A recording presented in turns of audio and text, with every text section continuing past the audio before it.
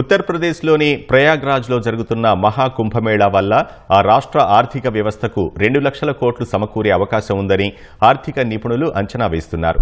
ఈ మహాఘట్టానికి 40 కోట్ల మంది భక్తులు హాజరవుతారని ఉత్తరప్రదేశ్ ప్రభుత్వం అంచనా వేస్తోంది. వారిలో ఒక్కొక్కరు 5,000 ఖర్చు పెడితే 2 లక్షల కోట్ల ఆదాయం వస్తుందని నిపుణులు చెబుతున్నారు. 2019లో ప్రయాగ్రాజ్లో జరిగిన అర్ధకుంభమేళా వల్ల ఉత్తరప్రదేశ్ ఆర్థిక వ్యవస్థకు 1,20,000 కోట్లు సమకూరాయని ఆ రాష్ట్ర ముఖ్యమంత్రి యోగి ఆదిత్యనాథ్ ఇటీవల తెలిపారు. 45 రోజుల పాటు జరిగే మహాకుంభమేళా ఉత్తరప్రదేశ్ ఆర్థిక వ్యవస్థకు 2 లక్షల కోట్ల సంపదను సమకూర్చే అవకాశం ఉందని ఆర్థిక నిపుణులు అంచనా వేస్తున్నారు. 40 కోట్ల మంది భక్తులు వస్తారని అంచనాతో ప్రయాగ్రాజ్లో 4,000 హెక్టార్లలో ఉత్తరప్రదేశ్ ప్రభుత్వం భారీ ఏర్పాట్లు చేసింది. ఇందుకోసం 7,000 కోట్ల రూపాయలను ఖర్చు చేసింది.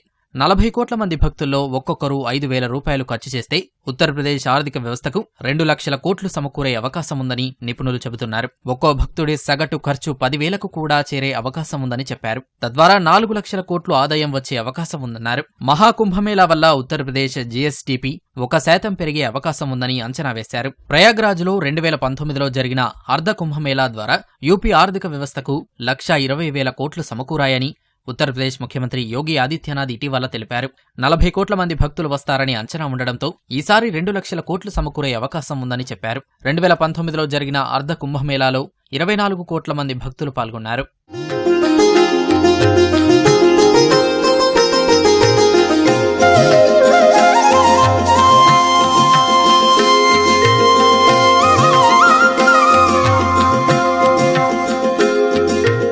అటు వ్యాపారుల సమాఖ్య confederation of all India traders CAIT కూడా అంచనాలు రూపొందించింది. హోటళ్లు, గెస్ట్ హౌజులు, తాత్కాలిక లాడ్జీల ద్వారా 40,000 కోట్ల వ్యాపారం జరగనుందని అంచనా వేసింది.